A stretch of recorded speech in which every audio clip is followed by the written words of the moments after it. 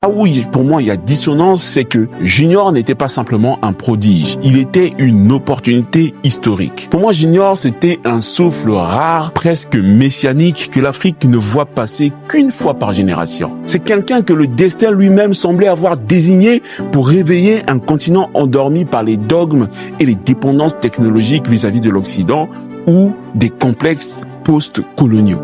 À 14 ans, il ne vendait pas des rêves, il les fabriquait de ses propres mains. Il aurait pu bâtir l'Amazon africain. Et je ne parle pas juste de faire un copier-coller en carton du modèle occidental. Il aurait pu créer une marketplace repensée, enracinée dans la réalité logistique, monétaire et sociétale du continent africain. Il aurait pu développer une infrastructure d'e-commerce capable de connecter les artisans de Ouagadougou aux clients de Lagos. Plutôt que de devenir le Steve Jobs africain, Junior s'est laissé absorber par le simulacre, par la tentation de l'argent facile, par le storytelling sans substance, par des Rolex posés sur des espoirs volés. Il a troqué le microprocesseur contre les micro-vidéos, les prototypes contre les promesses, la valeur réelle contre la valeur perçue. Et ce n'est pas seulement Junior qui a chuté dans cette histoire. C'est toute une génération qui est tombée avec lui, hypnotisée par les strass d'un succès artificiel. Une génération qui croyait voir en lui un leader et qui s'est réveillée avec un marketeur. Une génération qui avait besoin d'un visionnaire et qui n'a reçu qu'un influenceur.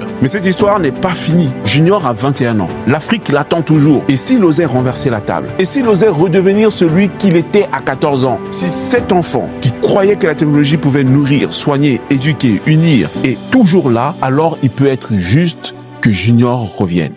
Alors il reste peut-être une chance d'écrire un autre chapitre. Et la balle est dans ton camp, Junior.